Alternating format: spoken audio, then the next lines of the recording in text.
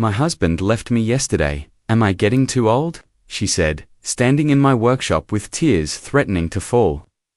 Hello, I'm James, 26, furniture restorer. Usually good with broken things. But Margaret wasn't just another restoration project. She was 50, elegant even in her paint-splattered sweatshirt, holding her grandmother's damaged desk like a lifeline. He chose someone younger, she whispered. 35. I set down my tools, really looking at her. Silver threading, through dark hair, graceful hands, beautiful in ways that had nothing to do with age. You're not old, I said quietly. You're perfect. The way her breath caught changed everything between us. What happened next broke every rule I'd set for myself. But before we begin, let me know where in the world you're watching from today. It's always fascinating seeing who's joining us from around the world. I'll never forget the afternoon Margaret's call came in. I was deep in the workshop, French polishing a mahogany side table when my phone buzzed against the metal workbench. Normally, I let business calls go to voicemail. It's safer than trying to talk with shellac-covered hands, but something made me wipe them clean and answer. Restoration workshop, this is Jack, I said, cradling the phone against my shoulder while reaching for my appointment book. Hello, I'm calling about having an antique writing desk restored. Her voice was clear, professional, the kind that usually belonged to estate agents or insurance adjusters. It was my grandmother's. I've been told you do excellent work. Thank you, I appreciate that. What kind of condition is the piece in? There was a slight pause. Generally good, I think. Some water rings, scratches. The finish has dulled quite a bit. I'd like to have it looking its best again. I'm reorganizing after ... some changes. That subtle shift in her tone caught my attention. 3 years of restoration work had taught me that furniture often came with stories, especially family pieces. People didn't just bring me their damaged antiques, they brought their memories, their histories. I understand, I said, keeping my voice neutral. I'd be happy to take a look. When would you like to bring it by? We settled on Tuesday afternoon. After hanging up, I found myself glancing at the calendar more than usual over the next few days. It wasn't that I needed another project. I had plenty keeping me busy between the insurance work and estate sale restorations that made up most of my business. But something about that slight catch in her voice when she mentioned changes stuck with me. I'd built this workshop myself. When I first rented the house 3 years ago, converting the old barn out back into a climate-controlled workspace. The real estate agent had called it a bonus feature. In reality, it had been a dusty shell with a leaking roof. But now, it was my sanctuary. Filled with the tools and materials I'd carefully collected, hand planes arranged by size, chisels lined up like soldiers, bottles of oils and varnishes catching the light from the windows I'd installed. Monday evening, I found myself doing more than my usual cleanup, not just sweeping away the day's sawdust, but actually organizing my reference books and wiping down the windows. I told myself it was just professional pride. First impressions matter in this business. But even I had to admit I didn't usually polish the brass hardware on my tool chest for potential clients. Tuesday afternoon came with perfect September weather. Sunshine warming the workshop's weathered boards. I was working on touch-up details for a Victorian chair when I heard tires crunching on the gravel drive. Setting down my detail brush, I walked to the barn door.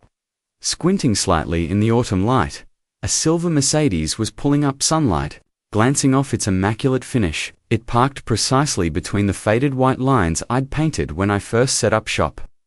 I watched, suddenly aware of the sawdust on my work apron, and wondering if I should have changed into a clean shirt. Held my breath for a moment as the car door opened. The woman who stepped out wasn't what I'd expected from that polished Mercedes. She wore worn jeans and a paint-splattered University of Michigan sweatshirt that had seen better days. Her brown hair was pulled back in a casual ponytail, and she moved with a purposeful grace that caught my attention. She reached into the back seat and carefully lifted out a small wooden desk. I started forward to help, but she already had it balanced against her hip with practiced ease. As she walked toward the workshop, I noticed how her confident stride faltered slightly at the threshold. as if crossing into my space made something shift in her mind. "I'm Margaret," she said, setting the desk down gently on my work table. "Thank you for seeing me on such short notice." The afternoon light filtering through the workshop windows caught something in her expression, a mixture of determination and uncertainty that made me want to understand more. Her fingers traced the water rings on the desk's surface, following the patterns where time had worn away at the finish. "It was my grandmother's," she continued, her voice softening with memory. "She used it for all her correspondence. Every birthday card, every thank you note, every letter to my grandfather. When they were courting, her hand moved to a deep scratch near the edge. The damage happened during the move. I should have been more careful with it. I stepped closer to examine the piece, and that's when I noticed the pale band of skin on her ring finger, the kind that only comes from recently removing a long-worn wedding ring. The workshop lights seemed to highlight it, making it impossible for me to miss. The timeline, ... She started, then paused, squaring her shoulders. "The urgency isn't really about the desk. It's about reclaiming beautiful things." Her voice caught on the word beautiful, and something in my chest tightened in response. Then she looked directly at me, and the professional distance she'd been maintaining cracked wide open. "My husband left me yesterday," she said, the words tumbling out like she couldn't hold them back anymore. "Am I getting too old to believe things can still be beautiful again?" I set down the magnifying glass I'd been holding, really looking at her for the first time. She wasn't just another client with a piece to restore. She was a woman questioning her whole worth because someone else had failed to see it. The late afternoon sun caught the silver threading through her dark hair, and I found myself wanting to say something meaningful, something that would make her understand that beauty doesn't have an expiration date. Instead, I turned back to the desk, running my fingers along its edges while stealing glances at her face. "The damage is all surface level," I said carefully, meaning more than just the wood. "The structure underneath is solid. With the right care and attention, it can be beautiful again. These pieces," I gestured to the desk, "they have a way of surprising us with how well they can recover." I watched as she absorbed my words, noting how her shoulders relaxed slightly. There was something about her presence in my workshop that made the familiar space feel different, more charged somehow, as if the air itself had changed. I found myself wanting to keep talking, to tell her about all the pieces I'd brought back from worse condition, but I kept my focus on examining the desk. "I'll restore it carefully," I promised, meaning every word. "Take my time, and do it right." She nodded, and I saw her hand move unconsciously to that pale strip of skin on her finger again.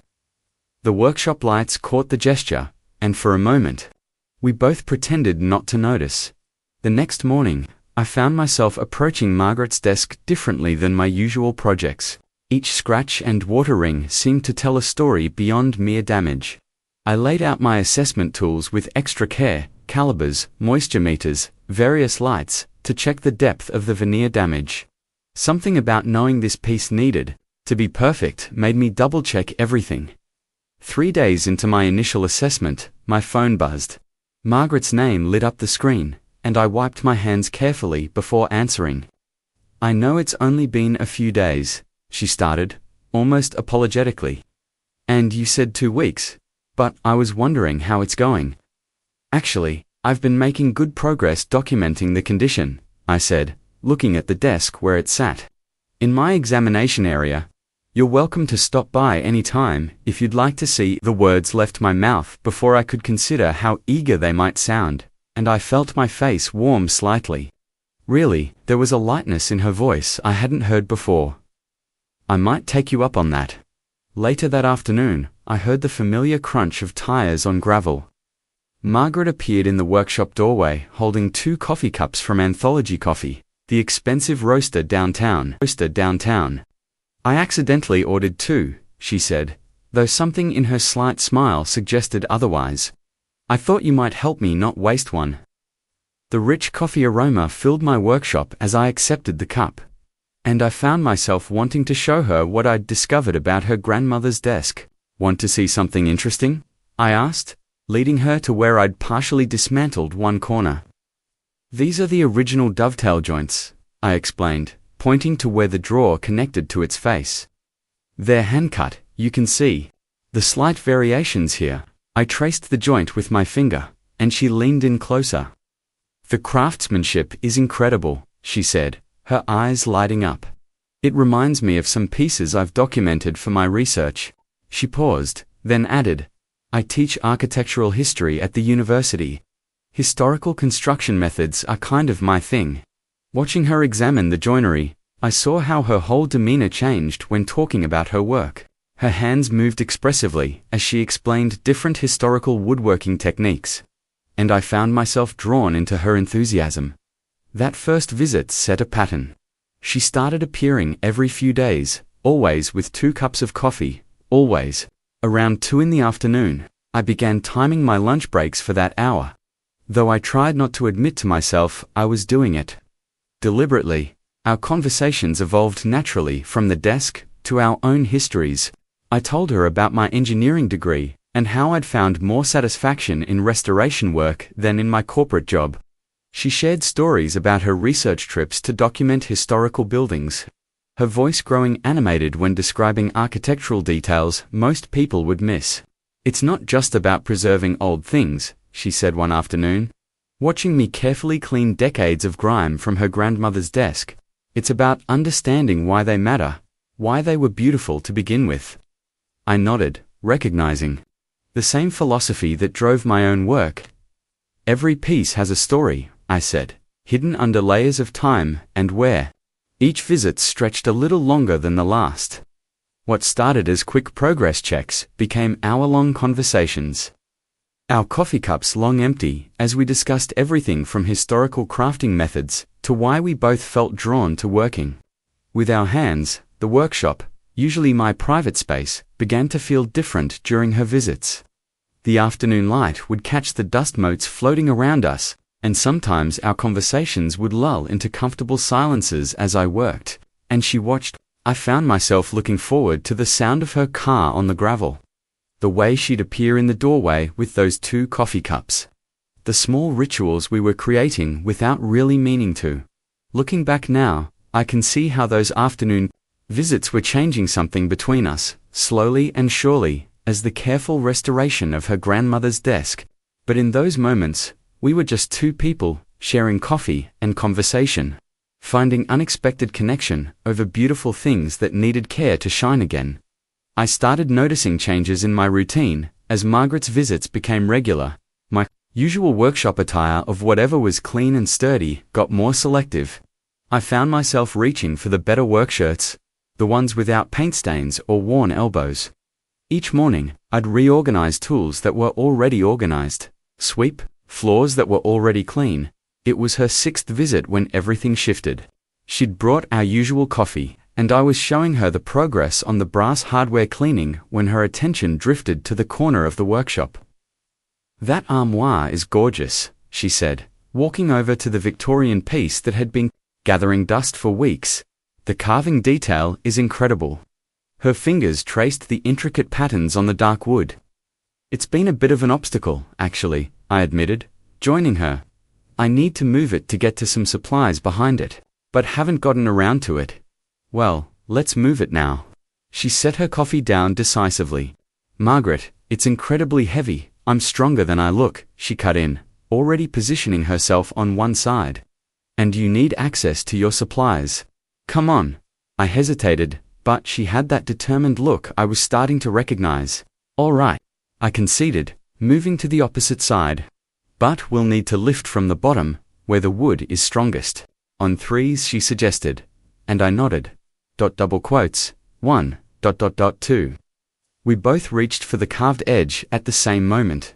Her hands slid over mine, warm and unexpected. A jolt of awareness shot through me, like touching a live wire, but gentler, more insistent. I froze, suddenly conscious of how close we were standing, how the afternoon light caught golden threads in her hair. She jerked back so quickly she knocked into my workbench.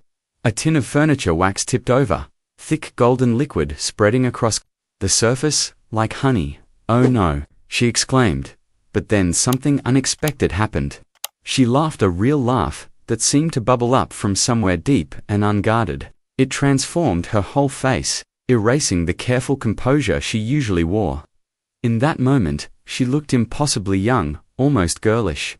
"Here," I said, grabbing a clean cloth. The wax had gotten on her hands, and I found myself gently cleaning each finger, trying to remove the sticky residue. We stood close enough that I could smell her coffee-warm breath, could see the slight flush rising on her cheeks. When she looked up, meeting my eyes, time seemed to stretch like taffy. Sweet and slow, she stepped back first, breaking the moment. "Well," she said, attempting lightness, "I guess being clumsy is just part of post-divorce life. At least I'm consistent about it." But her voice wasn't quite steady, and we both knew something had changed. "The wax will clean up easily," I assured her, though I was barely thinking about the spill anymore. All I could focus on was the lingering sensation of her hands under mine. The way her laugh had opened something warm and dangerous in my chest. "I should probably go," she said, gathering her purse. "Early meeting tomorrow." It was the first time she'd left before her coffee cup was empty. I walked her to her car, as I always did, but everything felt different now. The gravel crunched under our feet in the heavy silence. As I watched her Mercedes disappear down the drive, the truth hit me like a physical weight. I'd been deliberately creating small delays with her desk's restoration, finding tiny imperfections that needed just one more day of attention, or to extend her visits. Standing there in my workshop doorway, I realized I'd need to be more careful. This wasn't just about a desk anymore, and that thought was both thrilling and terrifying. I finished Margaret's desk on a Thursday afternoon. The restoration had turned out beautifully, inch of veneer carefully matched, the brass hardware polished to a warm glow, the wood grain enhanced by hours of patient finishing. Running my hands over the smooth surface, I felt an odd mixture of pride and something heavier, knowing our convenient excuse for coffee and conversation was coming to an end. I picked up my phone and dialed her number, which I'd somehow memorized without meaning to. She answered on the second ring. "The desk is ready," I said, trying to keep my voice professionally neutral. "You can pick it up whenever it's convenient." There was a slight pause before she replied. "Actually, I was thinking, would you mind bringing it to my house? I'd love your opinion on placement, making sure the light hits it properly. If it's not too much trouble." "No trouble," I answered, perhaps too quickly. "I have the truck, and it's better if I handle the transport anyway. Just need your address." She lived in the historic district, she told me, in a Victorian on Maple Street. I knew the area, all graceful old homes with wraparound porches and detailed trim work. The kind of architecture that required dedication to maintain. That Saturday afternoon, I loaded the desk into my truck with more care than usual, taking extra time with the moving blankets, checking the straps twice. The fall air had turned crisp, carrying that particular October sharpness that makes everything feel more immediate, more real. Her house was exactly what I'd imagined, 3 stories of preserved Victorian beauty, with gingerbread trim painted in carefully chosen historic colors. The wraparound porch hosted a pair of rocking chairs, and every architectural detail spoke of thoughtful maintenance. This was a home loved by someone who understood craftsmanship. I was barely halfway up the front walk when the door opened. Margaret stood there in jeans and a soft sweater, her smile warm but carrying an edge of nervousness I hadn't seen in the workshop. "You found it okay?" "Hard to miss," I said, glancing up at the distinctive roofline. "This is gorgeous work, original. Gingerbread trim, gingerbread trim." "Most of it," she nodded, leading me inside. Some sections needed reproduction, but we matched the original patterns exactly. The "we" hung in the air for a moment, and I understood it included her ex-husband. The interior told its own story. As we walked through them, spaces felt half empty, with subtle signs of recent change, lighter rectangles on walls where pictures once hung, slight indentations in the carpet where furniture had stood for years. But Margaret filled the silence with details about the house, her professor voice emerging as she pointed out original crown moldings and period-appropriate hardware. The previous owners had replaced all the doorknobs with modern brass, she explained, running her fingers along an ornate bronze handle. It took months to source authentic replacements. I found myself watching her hands as she talked, the way they moved with such certainty when discussing architecture, but fidgeted slightly during the quiet moments. We passed through what must have been a formal dining room, now empty except for a single sideboard, and a living room with gaps in its furniture arrangement, like missing teeth. Finally, she led me to her study, and I understood immediately why. She'd chosen it for the desk. Tall windows faced east over a well-tended garden, filling the room with clear afternoon light. Built-in bookshelves lined one wall, filled with thick volumes on architecture and design.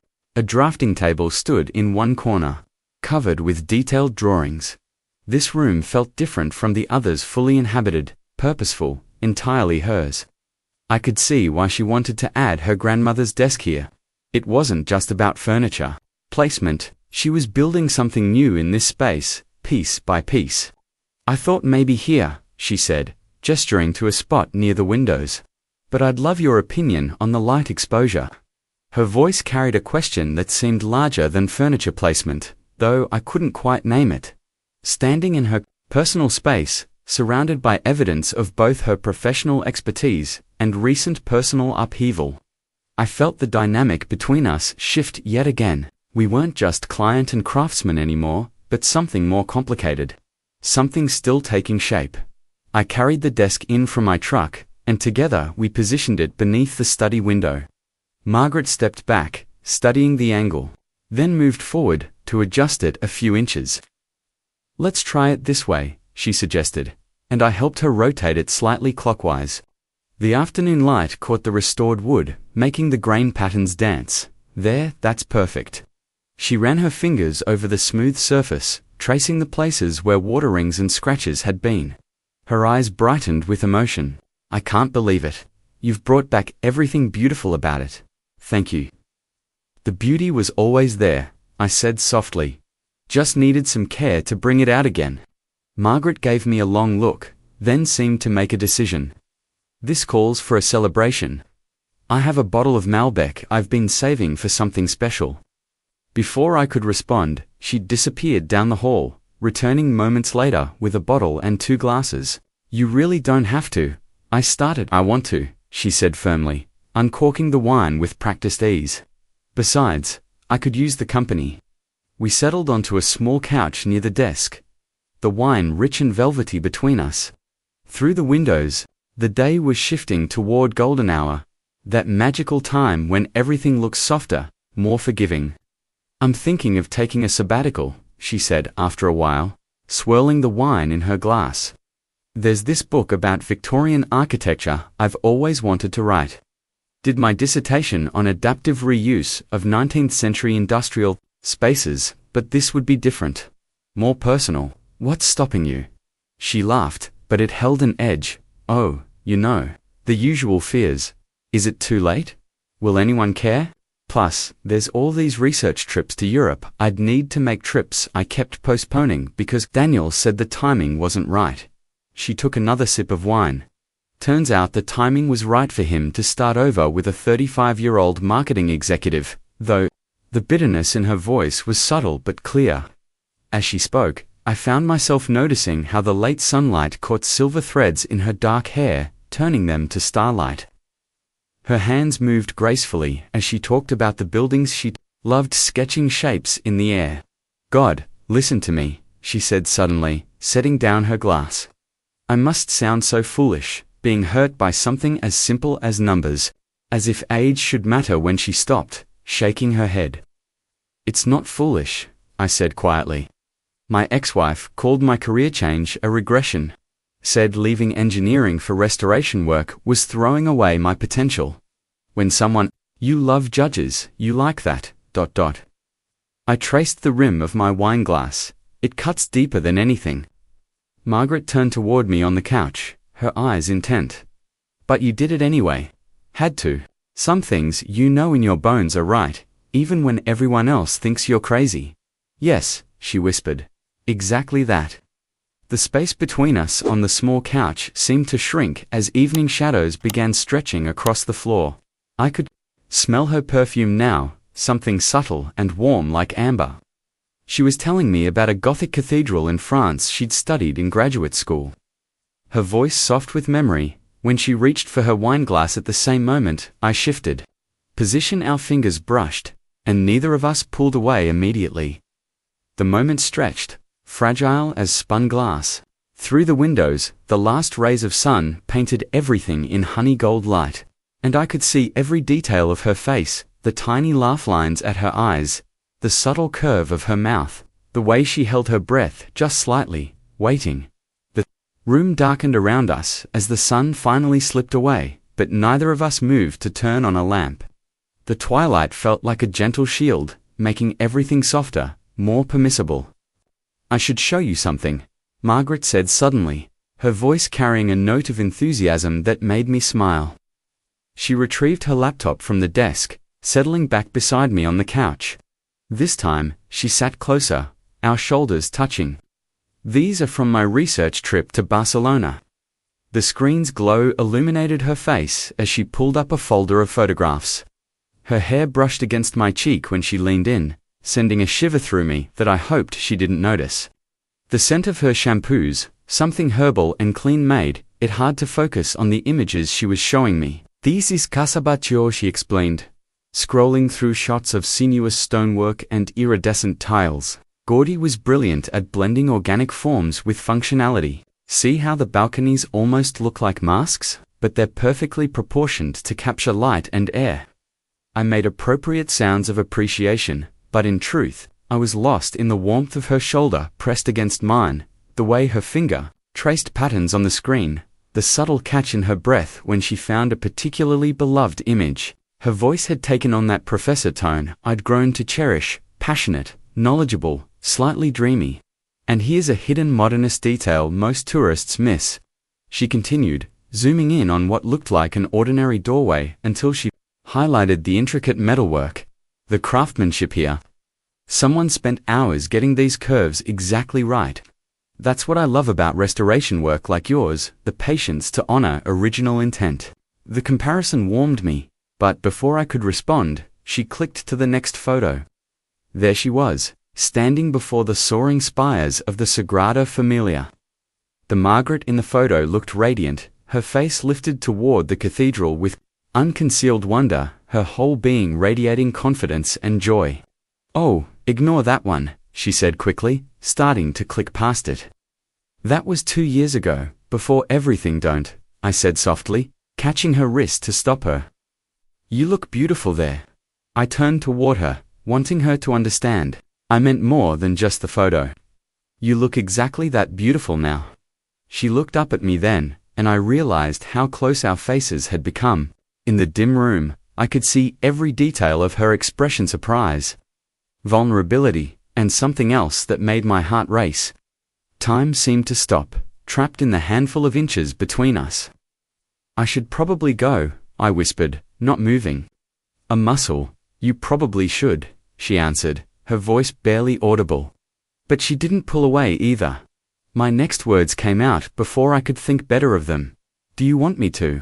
Her no was soft but certain, carrying all the weight of this moment we'd been building toward since that first coffee in my workshop. Then she closed the final distance between us, pressing her lips to mine. The laptop slid forgotten to the cushion beside us as the kiss deepened, her hands coming up to frame my face. Everything narrowed to the softness of her mouth, the slight tremor in her fingers against my jaw, the way she sighed when I drew her closer. The kiss ended naturally, like a held breath finally released. In the dim study, I could just make out Margaret's features as we drew apart, both of us breathing unsteadily. Her hand came up to my face with a gentleness that made my chest ache, her thumb tracing along my cheekbone as if memorizing its shape. "I need you to be sure this isn't just," she started, then stopped, her voice catching. The unfinished sentence hung between us, heavy with possibilities, rebound, sympathy, maybe curiosity about an older woman. The vulnerability in her expression made me want to gather her close again, But this moment needed words first. Do you want to know when I first really saw you? I asked, covering her hand with mine where it still rested against my cheek. It wasn't when you stepped out of your Mercedes, or even when you told me about your husband leaving. It was watching your hands move over that broken wood, like you were reading Braille, understanding its story through your fingertips. I saw how much you cared about bringing beauty back to damaged things. The laptop screen had dimmed to black beside us, leaving just the faint glow of streetlights filtering through the study windows. In this gentle darkness, truth felt easier to speak. I started creating reasons to work slower on your desk, I admitted. I'd put tools away that I knew I'd need again in 10 minutes, just to stretch out our coffee times. Your laugh became the sound I listened for over Sanders and hand planes. I'd catch myself rehearsing things to tell you about whatever piece I was working on, storing up conversation like winter supplies. She made a soft sound, somewhere between a laugh and a sigh. I've been driving past your workshop, she confessed, her fingers moving to trace the line of my jaw. On days when I didn't stop, I'd slow down, tell myself I was just checking if you were busy. And I looked you up online, found your furniture posts. I saved the photos of things you'd restored. They're still in my phone. Her hand trembled slightly against my skin. I don't want to be the older woman you tell stories about later, she whispered, and I heard the echo of old hurts in her voice. Fresh wounds from a man who'd chosen younger. I turned my face to press a kiss into her palm, then found her mouth. Again, this time, the kiss was slower, deliberate. Not a moment of passion, but a conscious choice. When we parted, I kept my forehead rested against hers. And I don't want to be your post-divorce mistake, I said quietly. The impulsive decision you regret when the dust settles. I care about you too much for either of us to pretend this isn't complicated. Something settled between us with that honesty. A foundation stone laid bare and true. Margaret's fingers slid down to twine with mine, and we sat in the growing darkness, letting the weight of our choices fill the space where fear had been. Her hand felt right in mine.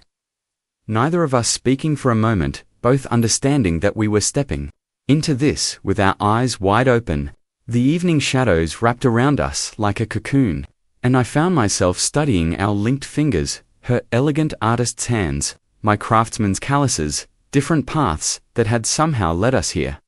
In all my years of restoration work, I'd learned that the strongest repairs were the ones that honored both the break and the mending. Looking at Margaret in the dim light, I saw someone who understood that too, how beauty could exist in the joining of broken pieces. In the careful choice to build something new, not Margaret stood from the couch with a quiet grace that made my breath catch. When she extended her hand to me, I saw the slight tremor in her fingers, but her grip was warm and certain as she pulled me to my feet. No words passed between us, none were needed. The weight of our earlier confessions had cleared the air of uncertainty, leaving only this moment. This choice. She led me from the study, our footsteps hushed against the hardwood floors of her Victorian home. The hallway stretched before us, lit only by moonlight filtering through the stained glass transoms. Deep blues and ambers painted shifting patterns across the walls, across our joined hands, across Margaret's hair. The colors reminded me of cathedral light. Lending a strange sanctity to our slow progression through the darkness, we passed spaces where furniture had stood before her ex-husband's departure later. Rectangles on wallpaper, shallow depressions in the carpet, but these gaps felt different now, transformed from wounds into possibilities. Like stripped furniture waiting for fresh veneer, these empty spaces held promise rather than loss. The whole house seemed to hold its breath as we walked, our fingers still intertwined. I found myself memorizing small details. The subtle floral scent of Margaret's shampoo, the whisper of her bare feet on wood, the way her thumb traced absent patterns against my palm. Each sensation felt heightened, important, something to preserve. When we reached her bedroom door, Margaret turned to face me. Moonlight caught the planes of her face, illuminating eyes that held no trace of doubt. What I saw instead was quiet determination mixed with unmistakable desire, the same certainty. I'd watched her display when discussing architectural details or running her hands over restored wood. This was Margaret in her element, making a deliberate choice. The thought steadied me. We weren't acting from rebellion or rebound, weren't trying to prove anything to absent ex-spouses or judging friends. We were simply two people who'd recognized something real in each other. Something that transcended conventional expectations about age and timing. She reached behind her and opened the door, revealing a room with tall windows that stretched nearly floor to ceiling. Sheer white curtains billowed gently in the night breeze, lending an ethereal quality to the space. Through the open doorway of the connecting study, I could see the restored desk, my labor of love that had brought us together. Moonlight gleamed across its polished surface like a benediction, turning the wood to liquid silver. I looked down at Margaret, this brilliant, beautiful woman who'd walked into my workshop with a broken desk and somehow mended something in me I hadn't known was fractured. Her face held the same expression I'd seen when she first touched the restored desk, wonder, mixed with recognition. The joy of finding something precious thought lost. The moment felt both weighty and weightless, like standing at the threshold of something momentous while knowing you're exactly where you're meant to be. Through the windows, moonlight bathed us both in its pale glow, turning this ordinary moment into something almost sacred, to people choosing each other with clear hearts and open eyes. Morning light pulled me gently from sleep, unfamiliar in its angle and intensity. For a moment, I floated in that hazy space between dreams and waking, trying to place myself. The windows here stretched nearly to the ceiling, so different from my cottage's modest panes. Pale sunlight filtered through sheer curtains, casting the room in a soft glow that made everything feel slightly surreal as consciousness settled in. Details of Margaret's bedroom emerged with new clarity. The space spoke of a life well lived, personal touches everywhere I looked. A stack of architecture books teetered on the nightstand, their spines worn from frequent handling. Reading glasses rested on top, folded neatly beside a small clock. A silk robe in deep burgundy draped over a carved wooden chair, its fabric catching the morning light. The sheets beside me were empty, but still held a trace of warmth. I lay there for a moment, letting memories of the night wash over me. The tenderness in Margaret's touch, the way she'd whispered my name. How perfectly we'd fit together, despite every reason the world might say we shouldn't. Movement from the adjoining study drew my attention.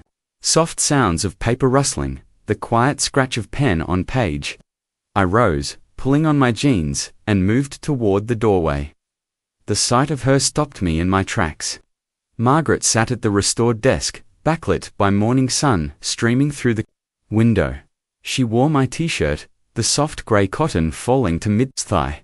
Her dark hair, usually so carefully styled, fell loose around her shoulders, silver threads catching light like strands of silk. A coffee mug sat at her elbow, steam no longer rising from its surface. She was writing in a leather-bound journal, her hand moving steadily across the page. Every few moments, she'd pause, look out at the garden where early spring flowers were beginning to bloom, then return to her writing with renewed purpose. Her focus was complete, unguarded. This wasn't the polished professor or the wounded ex-wife. This was simply Margaret, absorbed in the act of creating something new. I found myself holding my breath, not wanting to disturb this moment. Here was trust made visible. Margaret allowing herself to be seen in this private ritual, no walls up, no roles to play. The morning light loved her, softening the lines around her eyes into gentle parentheses of lived experience rather than marks of time past. When she finally sensed my presence and looked up, my heart stumbled at her expression. Her smile held nothing but joy, no trace of mourning after regret, no hint of social anxiety about our age difference, just pure, quiet happiness. The kind that comes from being exactly where you're meant to be. "I'm writing again," she said, her voice still soft. First time in years. The simple statement carried weight, an acknowledgement of something precious recovered. I crossed to her then, drawn by the contentment radiating from her. Leaning down, I pressed my lips to her temple, breathing in the lingering scent of her Shampoo mingled with sleep. Her hair tickled my nose, and she leaned back against me with a small sound of satisfaction. The morning stretched around us, unhurried and full of possibility. Through the window, birds darted among the garden trees, and somewhere distant, church bells chimed the hour.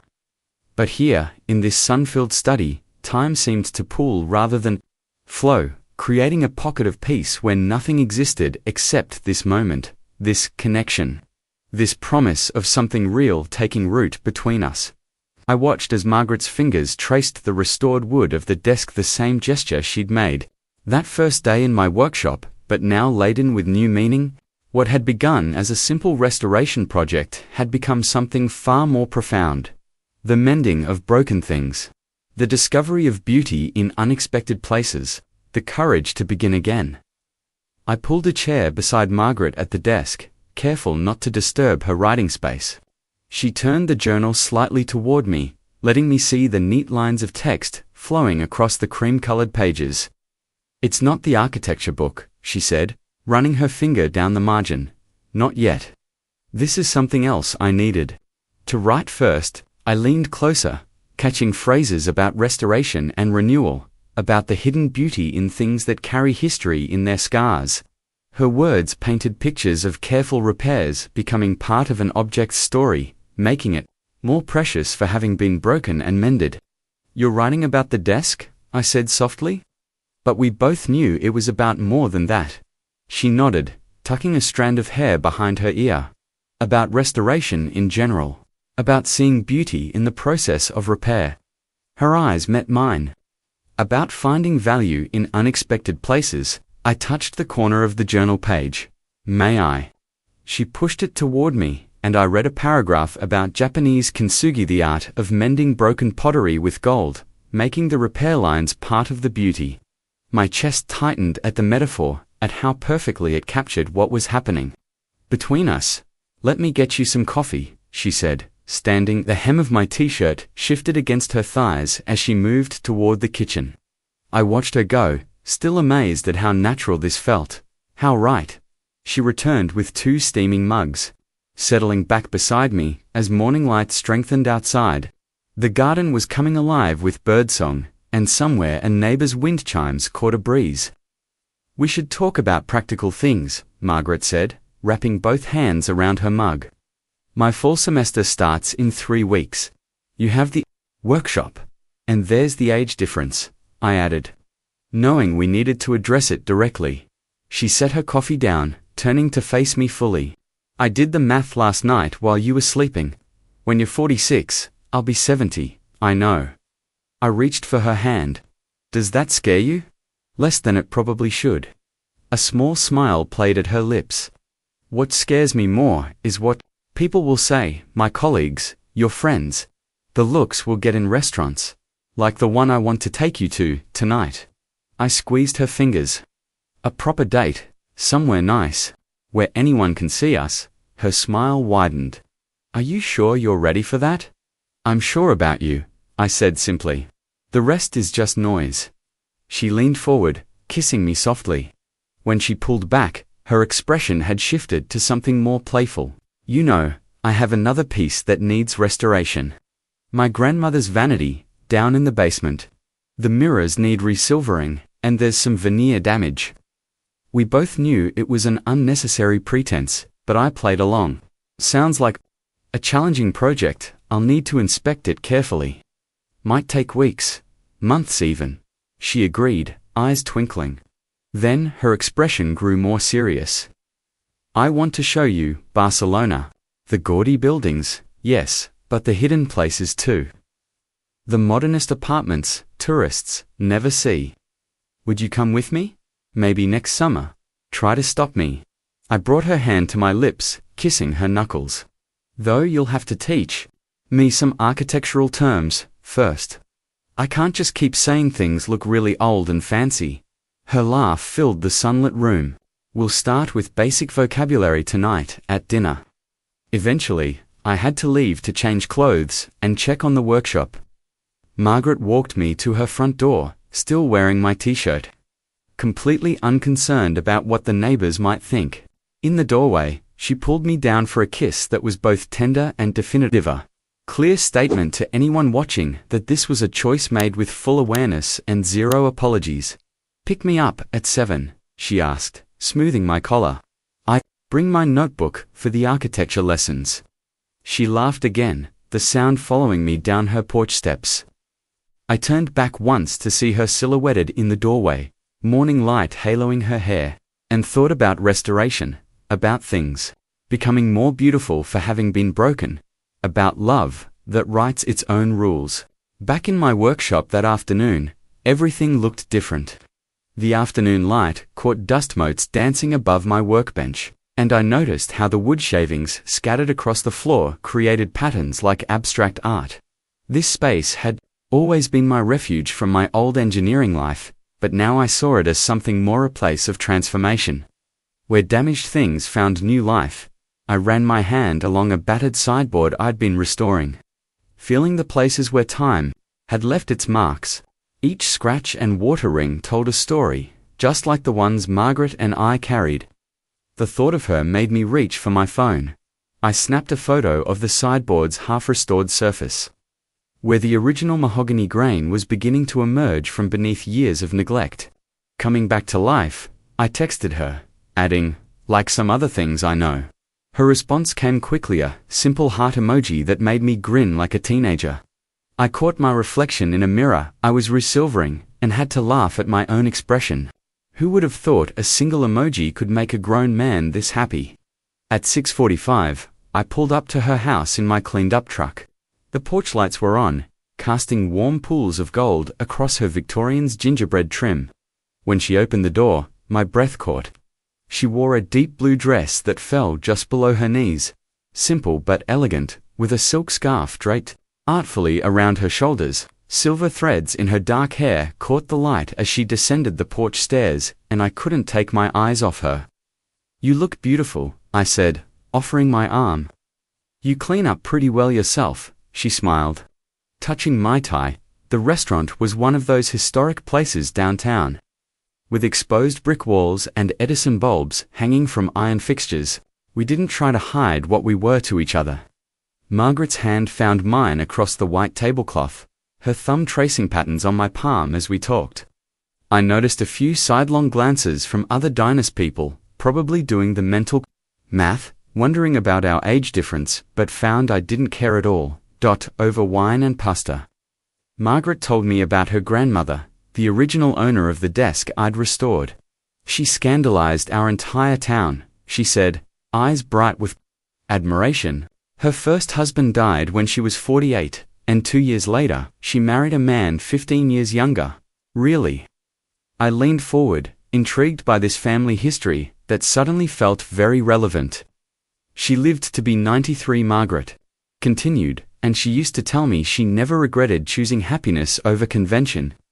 That desk was where she wrote all her love letters to him. Driving her home later, the night sky spread vast and star-filled above us.